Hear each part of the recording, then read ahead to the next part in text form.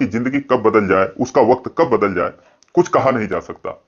एक आदमी बिहार से पश्चिम बंगाल जाता है किसी शादी में शामिल होने के लिए। वीआईपी शादी थी, अच्छी खासी व्यवस्था थी, एक होटल में शादी थी।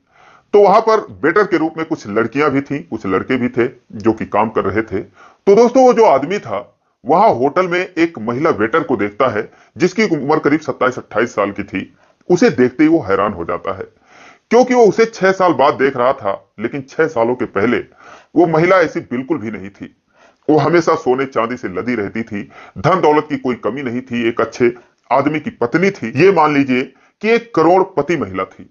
लेकिन ऐसी क्या मजबूरी थी कि वो वेटर का काम कर रही थी? यही जानने के लिए जब वो उसके पास जाता है, पहले तो उसे अपनी आंखों पर यकीन नहीं होता, लेकिन जब उसके पास जाता है और उसका नाम लेकर बुलाता है, तो दोस्तों वो महिला भी उसे देखकर उतना ही हैरान हो जाती है। अब दोस्तों, आखिर वो महिला कौन थी? ऐसी क्या मजबूरी थी कि एक करोड़पति महिला को वेटर का काम करना पड़ता है? तो बहुत ही दिलचस्प कहानी है, ये जानते हैं पूरी कहानी इस वीडियो में। लेकिन वीडियो में आगे बढ़ने से पहले बस वही रिक्वेस्ट, वीडियो को लाइक कर दीजिए, चैनल को भी सब्सक्राइब कर लीजिए ताकि मेरा हौसला बढ़ता रहे। दोस्तों, ये कहानी शुरू होती है दिल्ली में। एक आदमी जिसका नाम भुवन प्रसाद होता है, जो कि पश्चिम बंगाल का रहने वाला था, ज्वेलरी का कारोबार करता था। बचपन में ही वो पश्चिम बंगाल से दिल्ली आ जाता है और 30 सालों की कड़ी मेहनत करते हुए वो धीरे धीरे एक अच्छा खासा मुकाम हासिल कर लेता है। लेकिन दोस्तों, उसके जीवन में दो कमी थी। एक तो ये था कि वो पढ़ लिख नहीं पाया था, और दूसरा ये था कि उसकी उम्र 45 साल की हो चुकी थी, लेकिन वो अपनी शादी नहीं कर पाया था। अब जब 45 साल की उम्र हो गई तो उसे परिवार की कमी खलने लगी। तो दोस्तों, फिर वो जाता है पश्चिम बंगाल और वहां पर एक लड़की जिसका नाम संगम होता है, उससे वो शादी कर लेता है। संगम की उम्र 20 साल की थी, बहुत ही खूबसूरत लड़की वो थी। लेकिन जो भुवन प्रसाद था, उसकी उम्र 45 साल की होती है। अब दोस्तों, फिलहाल भुवन प्रसाद शादी कर लेता है और शादी करने के बाद अपनी पत्नी संगम को लेकर दिल्ली आ जाता है। दोस्तों, जो संगम थी 12वीं तक पढ़ी थी, तो इसीलिए वो उसका हिसाब किताब, उसका कारोबार देखने लगती है। क्योंकि जो भुवन प्रसाद था अनपढ़ था और पढ़ने लिखने के लिए, हिसाब किताब के लिए एक मुनीम को रख रखा था। लेकिन जब संगम आ जाती है तो हिसाब किताब लगा लेती थी, तो अपने मुनीम को छुट्टी दे देता है और फिर संगम को अपने बगल में बिठाने लगता है। अब दोस्तों, दिन भर कई लोग वहां पर आते जाते, क्योंकि जो भुवन प्रसाद का काम था वो ये था कि उसने 10-15 वहां पर कारीगर बिठा रखे थे। ये दिल्ली के चांदनी चौक इलाके की बात है। कूचा महाजनी एक बाजार है ज्वेलरी का, वहीं पर वो रहता था। तो वो 10-15 कारीगरों के संपर्क में रहता था। कोई चूड़ी बनाता था, कोई पेंडेंट बनाता था, कोई चैन बनाता था, कोई अंगूठी बनाता था। तो इस तरीके के जो कारीगर थे वो सामान बनाकर उसके पास लाते थे और भुवन प्रसाद से सोना लेकर जाते थे। बीच में जो भी 10%, 5% कमीशन होता था, वो कारीगर ले लेते थे। तो यही सब जो हिसाब किताब है वो संगम रखने लगती है, धीरे धीरे काम सीख जाती है। अब जो भी आता वहां पर देखता, संगम की खूबसूरती का दीवाना हो जाता। लेकिन दोस्तों, अब वो तरह तरह की बातें करते, क्योंकि दुकान पर तो कुछ नहीं कहते, लेकिन वहां से जब दूर जाते तो आपस में चर्चा करते कि यार सेठ जी कहां से ये लेकर आए हैं इतनी अच्छी बीवी। उनकी उम्र तो 45 साल की है और उनकी जो पत्नी है 18-20 साल की है। तो ये कारीगरों के बीच में एक चर्चा का विषय था। लेकिन दोस्तों, भुवन प्रसाद को लोग सेठ जी कहते थे, तो वो संगम को भी सेठानी जी कहने लगते हैं। अब इन्हीं सब लोगों में जो सारे कारीगर थे, अमूमन वो भी पश्चिम बंगाल के ही थे। लेकिन एक लड़का जो था वो बिहार का था, जिसका नाम राजेश होता है। उसकी उम्र भी 24-25 साल की होती है। वो भुवन प्रसाद के यहाँ रहकर काम सीखता है 5-6 सालों के बाद, और उसके बाद 2-3 सालों से वो अपना काम करने लगता है। वो भी कंगन बनाता था, चूड़ी बनाता था, सोने की चूड़ियां, और वो सेठ जी को देता था और वह उनके बदले वो सोना लेकर जाता था। और सेठ जी जो सारी ज्वेलरी थी फिर वो आगे के शोरूम पर सप्लाई करते थे। तो यही उनका काम था। अब दोस्तों, इस तरीके से काम चलता रहा। लेकिन जब राजेश आता था तो सेठ जी उसको परेशान करते थे, कहते थे कि तुम चोरी करते हो, तुम सही से काम नहीं करते हो, मेरा सारा सोना चुरा कर तुम बिहार ले गए हो, वहां पर अच्छा खासा बंगला बना रखे हो। अब जब राजेश सुनता तो कहता कि सेठ जी, आप मेरे घर पर चलकर देख लीजिए, मैं आप ही के पास काम किया हूं, मैंने कभी भी आपका 1 ग्राम भी चोरी नहीं किया है, मैं बहुत गरीब आदमी हूं, ईमानदारी से काम करना जानता हूं, लेकिन आप मुझे ही बोलते हैं और शायद इसलिए मुझे परेशान करते हैं कि मैं बिहारी हूं, बाकी सारे लोग बंगाली कारीगर हैं, आप उनको कुछ नहीं बोलते। तो इस तरीके से जो भुवन प्रसाद थे वो राजेश को हमेशा शक की निगाहों से देखा करते थे। अब दोस्तों, क्या होता है कि धीरे धीरे काम चलता रहा। जो संगम थी वो भी गरीब घर की बेटी थी, 5-6 बहनें उसके घर में थी, किसी की शादी नहीं हुई थी। भुवन प्रसाद उसके मायके वालों की भी मदद करता है और फिर जो उसकी बहनें थी उनकी भी शादी होने लगती है।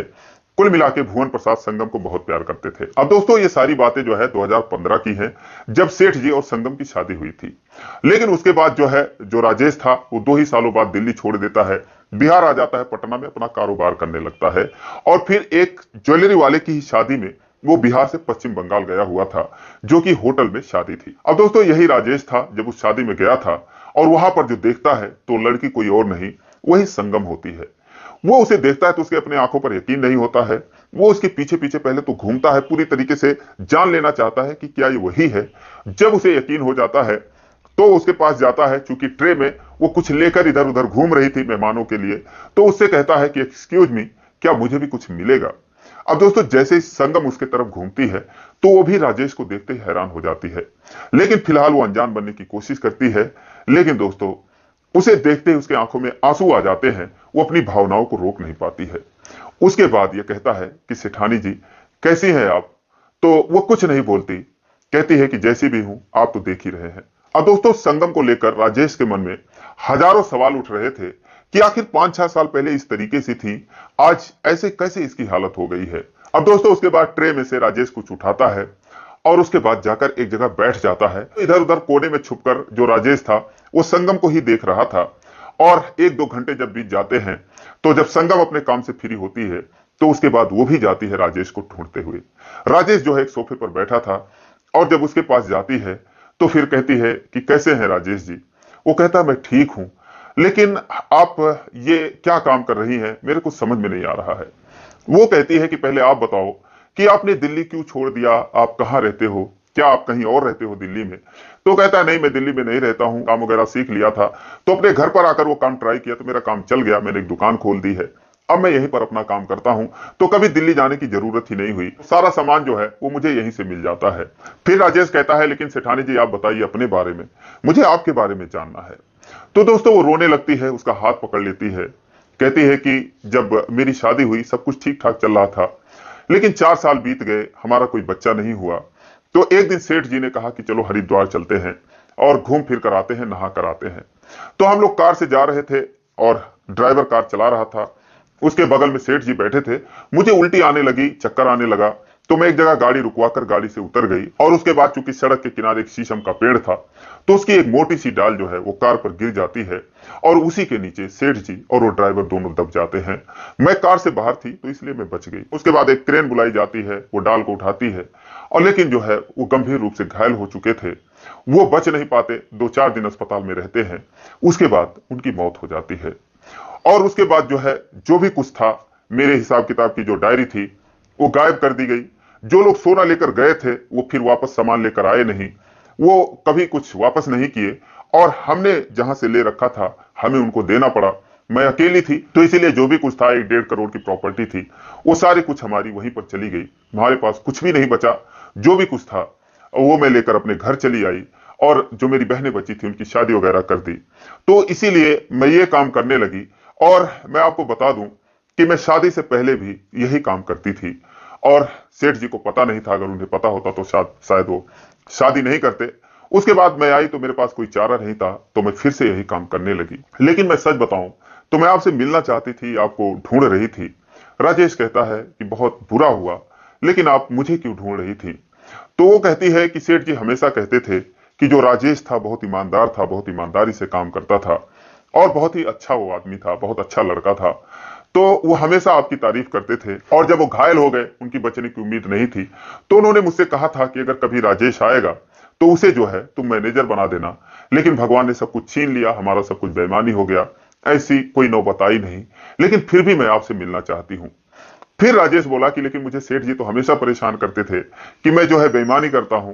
तो वो कहती है कि वो इसलिए परेशान करते थे, वो सिर्फ मस्ती करते थे। वो कहते थे कि इस बात पर तुम झल्ला जाते थे और सेठ जी को भी उल्टा सीधा कह देते थे, तो सेठ जी को तुम्हारे मुंह से ये सब सुनना अच्छा लगता था, इसीलिए वो तुमसे मस्करी करते थे, मस्ती करते थे। लेकिन सेठ जी आपको बहुत याद करते थे। अब दोस्तों वो भी कहता है कि मैं भी सेठ जी को बहुत याद करता हूं, उन्हीं से काम सीखा और फिर उनसे भी काम ही करने लगा। जो भी थोड़ा बहुत मैंने कमाया था उन्हीं से कमाया था, उन्होंने मेरी बहुत मदद की थी। लेकिन मुझे बहुत अफसोस है कि उनके साथ ऐसा हुआ। लेकिन आप ऐसा क्यों कह रही हैं कि ये काम खराब है, सेठ जी को पता नहीं होता तो शादी नहीं करते। आखिर ईमानदारी से कर रही हैं आप, मेहनत कर रही हैं, कमा रही हैं, इसमें कौन सी बुराई है। संगम कहती है कि लेकिन हम लोगों का काम, क्योंकि मैं कैटर से जुड़ी हूं, तो कैटर्स वाले जहां भी भेजते हैं रात को ही फंक्शन होता है, चाहे शादी हो, बर्थडे हो, कुछ भी हो। तो कुछ लोग जो है जो नशे में होते हैं वो हमारे साथ बदतमीजी करते हैं, सब कुछ बर्दाश्त करना पड़ता है। तो इतना भी अच्छा काम नहीं है। लेकिन गुजारा करने के लिए करना पड़ता है। अब दोस्तों दोनों दुखी मन से बातें करते हुए बैठे थे, तभी जो है संगम कहती है कि आपने खाना खा लिया? तो कहता है कि नहीं, मैं नहीं खाया, बस आप ही के बारे में सोच रहा हूं, तब से इसीलिए भूख वगैरह लगी ही नहीं। वो कहती है कि कोई बात नहीं, मैं खाना लेकर आती हूँ, आप खा लीजिए। वो कहता है कि नहीं, आप बैठो, मैं खाना लेकर आता हूँ। कुछ भी हो, आप मेरी सेठानी जी ही हैं, भले ही आप यहाँ पर वेटर का काम कर रही हैं, मैं लेकर आता हूँ। लेकिन वो कहती है नहीं, आप बैठो, आपको पता भी नहीं होगा कहां पर क्या है, मैं लेकर आती हूँ। दोस्तों फिर वो कहता है कि चलो ठीक है, लेकिन एक शर्त है कि आप अपने लिए भी लेकर आना खाना, तभी मैं खाऊंगा। दोस्तों उसके बाद वो 2 थाली में खाना लेकर आती है, दोनों लोग खाते हैं, एक दूसरे से बातचीत करते हैं और फिर उसके बाद एक दूसरे का नंबर ले लेते हैं और फिर उसके बाद दोनों एक दूसरे से बात करते हैं। बात करते करते जब दोनों में प्यार होता है तो एक दिन संगम ने कहा कि मैं आपको एक और बात बताना चाहती हूं, लेकिन उस समय मैंने नहीं बताया क्योंकि मैं नहीं समझती थी बताना उचित है।